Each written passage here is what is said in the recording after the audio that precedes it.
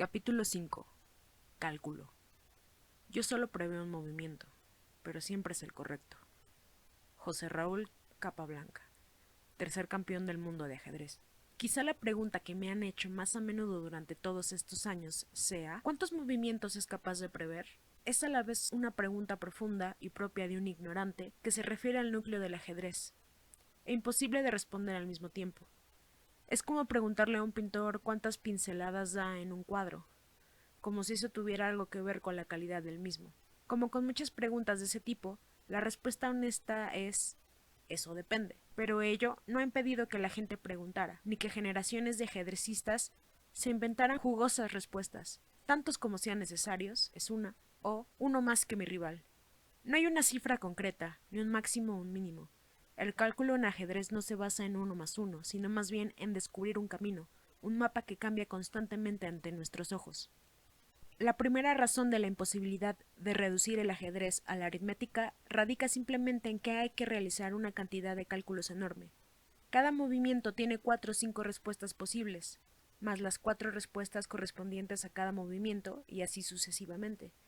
La ramificación del abanico de las decisiones crece en progresión geométrica. Tan solo 5 movimientos, después de la posición inicial, ya plantean millones de posiciones posibles. La cifra total de posiciones en una partida de ajedrez es más alta que el número de átomos del universo. Ciertamente, la mayoría de ellas no son posiciones realistas durante una partida, pero las inmensas variables del ajedrez podrían mantener ocupada a la humanidad durante siglos más.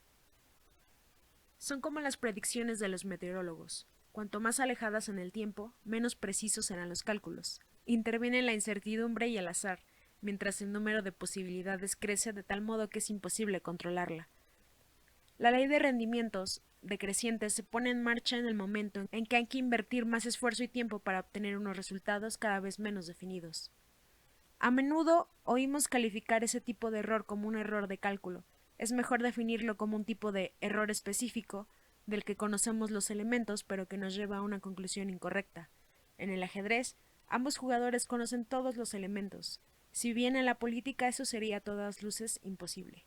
Es asombrosa la cantidad de errores políticos que se siguen cometiendo a partir de presunciones obvias. A través de la guerra y la diplomacia, Otto von Bismarck creó el imperio alemán en la segunda mitad del siglo XIX. Tras unificar Alemania, consiguió aislar a Francia y dejar incomunicada a Rusia, mientras se aliaba con Italia y Austria. Estaba convencido de que Rusia y Francia jamás serían aliadas, porque un monarca absolutista como el zar de Rusia jamás se quitaría el sombrero para escuchar la Marsellesa, aquel himno nacional que había conducido a tantos reyes a la guillotina. En 1894, 4 años después de que el Kaiser Guillermo II reemplazara a Bismarck como canciller, los franceses firmaron una alianza militar con Rusia, y cuando una flota de barcos franceses visitó Rusia, el zar no solamente escuchó la Marsellesa, sino que también se quitó el sombrero. Bismarck disponía de toda la información necesaria, pero llegó a una conclusión equivocada, y subestimó la creciente necesidad que tenía la economía rusa de los créditos franceses.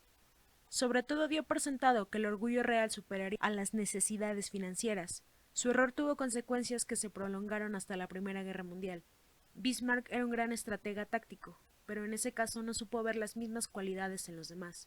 Se equivocó fatalmente al pensar que sus adversarios cometerían un error que en él era impensable. El cálculo debe ser preciso y riguroso. Se podrá pensar que un juego limitado a un tablero con 74 escaques podría dominarse fácilmente con la capacidad de cálculo de la tecnología informática actual. La refutación de esa hipótesis es la segunda clave para tomar decisiones adecuadas. La capacidad de evaluar tanto los factores estáticos, permanentes, como los flexibles. El talento para el cálculo no es lo que diferencia a los campeones. El psicólogo holandés Adrian de Groot, de quien hablaré más adelante, realizó estudios que prueban que cuando los jugadores de élite resuelven problemas ajedrecísticos, de hecho no proveen más allá que otros jugadores menos brillantes. Pueden hacerlo, ocasionalmente, pero ni el talento para hacerlo, ni el hecho de hacerlo bastan para definir la superioridad en el ajedrez. Incluso un ordenador capaz de visionar millones de movimientos por segundo necesita un sistema para evaluar por qué uno es mejor que otro, y es en esa capacidad de evaluación donde los humanos destacan y donde los ordenadores flaquean. No importa hasta dónde podamos prever, si no comprendemos qué es lo que estamos buscando. Cuando considero un movimiento, no empiezo por agotar todo el abanico de posibilidades. Primero debo considerar todos los elementos de la posición para fijar una estrategia y desarrollar objetivos inmediatos. Debo retener todos esos factores en la mente y luego empezar a calcular las variables, que me permiten saber qué situaciones me son favorables. La experiencia y la intuición pueden guiar este proceso, pero sigue siendo necesario basarse en el cálculo riguroso. No importa la práctica que tengamos, ni que confiemos profundamente en nuestros instintos, el análisis es esencial. Como dijo Ronald Reagan en otro contexto, confía, pero verifica. Las excepciones a la regla siempre existen, y en todas las disciplinas abundan las situaciones que contradicen nuestro conocimiento intuitivo. Incluso las matemáticas más simples pueden sorprendernos.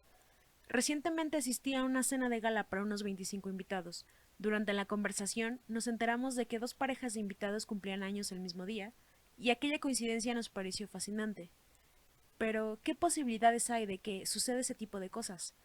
Tal como señaló otro invitado, y tal como sabe mucha gente, hay un 50% de probabilidades de que dos personas entre un grupo de 23 compartan la misma fecha de cumpleaños. Y el hecho de que en nuestro grupo hubiera dos parejas era una posibilidad entre 4. Siguió diciéndonos que el porcentaje de posibilidades de que en un grupo hubiera dos personas que cumplieran años el mismo día aumentaba al 99% con solo 55 personas. Las matemáticas que eso implica no son muy complicadas. No importa lo seguros que estemos de nuestras conclusiones, debemos basarlas en el análisis. Ese proceso de análisis debe organizarse en función de la eficacia. Cualquiera que haya escrito alguna vez una lista de encargos sabe que la eficacia en el cumplimiento de esas tareas aumenta si se ejecutan en un orden de prioridades óptimo.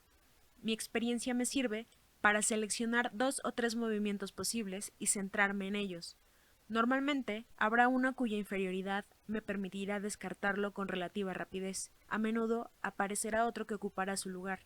Luego empiezo a desarrollar los 3 movimientos a la vez, examinando las respuestas probables y los movimientos consecuentes. En una partida complicada, ese abanico analítico normalmente nos sirve durante 4 o 5 movimientos, es decir, 4 o 5 movimientos para cada jugador, u 8 o 10 movimientos en total. Nosotros les llamamos medio movimiento o play, como dicen los programadores de ajedrez informático. Un movimiento de las blancas más la respuesta de las negras equivale a un movimiento. Excepto en circunstancias especiales, tales como una posición particularmente arriesgada a un momento que consideramos crucial en el desarrollo de la partida, son un tipo de cálculos bastante prácticos y fiables. Para ser eficaz, ese abanico de decisiones debe reducirse constantemente. Se requiere disciplina mental para mover de una variación a la siguiente, descartando los movimientos menos prometedores y siguiendo los mejores.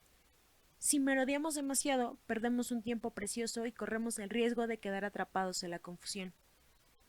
Imaginación, cálculo y mi mejor partida. Apelar aquí a la imaginación no contradice la necesidad de disciplina. El cálculo debe guiarse por una suma de creatividad y orden. Las circunstancias y el instinto nos advierten del momento adecuado para romper la rutina. El mejor movimiento puede ser tan obvio que no sea necesario que invirtamos tiempo en elaborar los detalles, sobre todo cuando el tiempo es crucial. Sin embargo, eso raramente sucede, y a menudo, si damos por sentada la obviedad de algo y reaccionamos apresuradamente, cometemos un error. En realidad, lo que deberíamos hacer es romper la rutina tras un análisis más a fondo, y no al revés. Son los movimientos en los que nuestro instinto nos dice que hay algo merodeando bajo la superficie o que hemos llegado a una encrucijada decisiva y se impone un examen más exhaustivo. Para detectar esos movimientos clave, nuestro análisis debe tener en cuenta las pautas y los modelos. Si una de las derivaciones de nuestro análisis empieza a dar resultados sorprendentes, buenos o malos, vale la pena que dediquemos tiempo a averiguar qué es lo que pasa. A veces es difícil explicar exactamente qué es lo que dispara las alarmas de nuestro cerebro, indicándonos que hay algo más que deberíamos averiguar. Lo importante es atender ese timbre de alarma en cuanto suena. Una de mis mejores partidas se resolvió gracias a ese sexto sentido. El escenario era tradicional y reñido, supertorneo de Wick and Sea en los Países Bajos, y mi contrincante era el nuevo Veselin Topalov, el luchador búlgaro. Topalov también tuvo parte del mérito, porque para crear una partida de ajedrez bonita son necesarios los dos jugadores. A menos que nuestro rival luche con fiereza y construya una buena defensa, difícilmente tendremos la posibilidad de mostrar nuestras habilidades. La tenaz resistencia de Topalov me obligó a utilizar al límite mi capacidad de cálculo en aquella partida. en la que jugué la combinación más compleja de mi carrera. El tronco central del análisis me permitía calcular hasta 15 movimientos, una cifra prácticamente ridícula. No había forma de calcular todas las posibilidades, pero milagrosamente fui capaz de anticipar un golpe definitivo que concluyó la partida. Más adelante se publicó en Grecia un manual dedicado enteramente a esta partida, y debo admitir que el 90% de ese análisis no me pasó por la mente mientras jugaba. Una vez detectadas sobre el tablero algunas posibilidades excitantes para atrapar al Rey Negro, me dediqué a centrarme en una estrategia defensiva más previsible. En un momento determinado, el cálculo me permitió ser consciente de que me encaminaba hacia la cuerda floja, y que cualquier desliz podía ser fatal. Había sacrificado la mitad de mis piezas para sacar a su rey a campo abierto. Analicé más a fondo la imagen mental de la posición, convencido de que tenía que haber algo. Y finalmente vislumbré la posición victoriosa, anticipándome 15 movimientos. Fue una proeza de cálculo, pero no hay forma de que la mente llegue tan lejos sin ayuda de la imaginación. La combinación nunca se me hubiera ocurrido si hubiera examinado la posición desde una perspectiva puramente deductiva. No fue producto de un análisis lógico que muestra la conclusión matemática perfecta. Para probarlo, debo decir que al menos una vez deseché el movimiento más enérgico que más adelante descubrieron otros grandes maestros. Por otro lado, pese a que para mí acabó bien, mi omisión del mejor movimiento ejemplifica uno de los peligros de centrarse exclusivamente en un objetivo distante. Estaba tan encantado viendo el sol al final del arco iris que dejé de mirar a mi alrededor mientras avanzaba hasta él. Llegué a convencerme de que un final tan bello debía ser también científicamente correcto, un engaño potencialmente peligroso. El hombre más la máquina es más poderoso que ambos. No somos ordenadores, y nuestros cálculos nunca serán absolutamente perfectos, pero si están vinculados a un objetivo y les guía nuestra experiencia y nuestro instinto, normalmente el análisis será correcto. En el mundo de los negocios contamos, además, con la ventaja de trabajar con los ordenadores en lugar de contra ellos. La estrategia humana y la capacidad de evaluación, combinadas con las computadoras como herramienta de cálculo, han reinventado muchas profesiones, desde la contabilidad y la investigación hasta la gestión de recursos, habiendo alcanzado un progreso tal en casi todos los aspectos de la vida. Empecé a preguntarme por qué no era posible contar tan bien con esas bestias de silicona en las competiciones de ajedrez. El software de ajedrez es excelente para temas de cálculo, precisamente lo que los humanos consideran más difícil.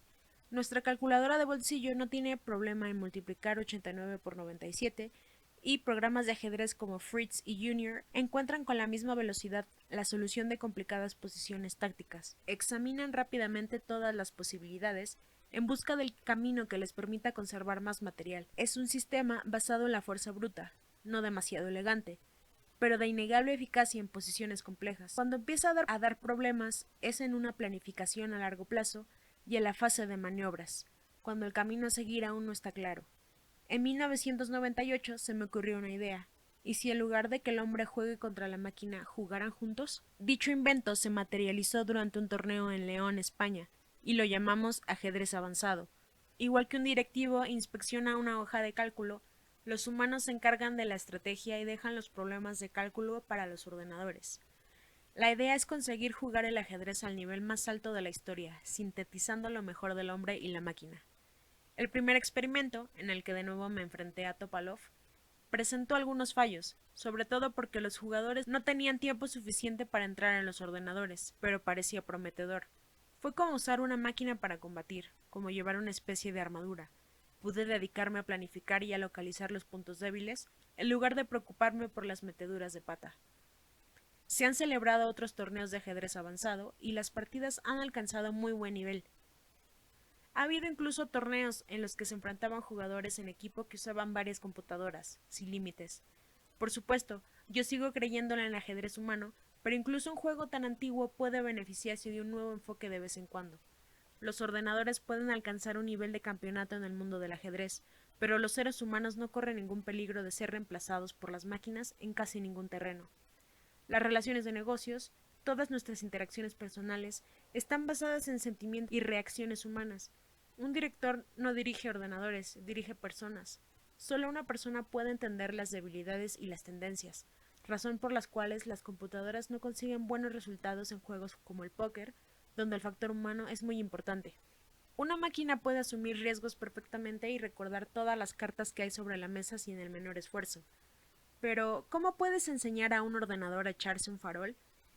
Eso significa hacer algo que va en contra de las posibilidades, apostar cuando se tienen malas cartas.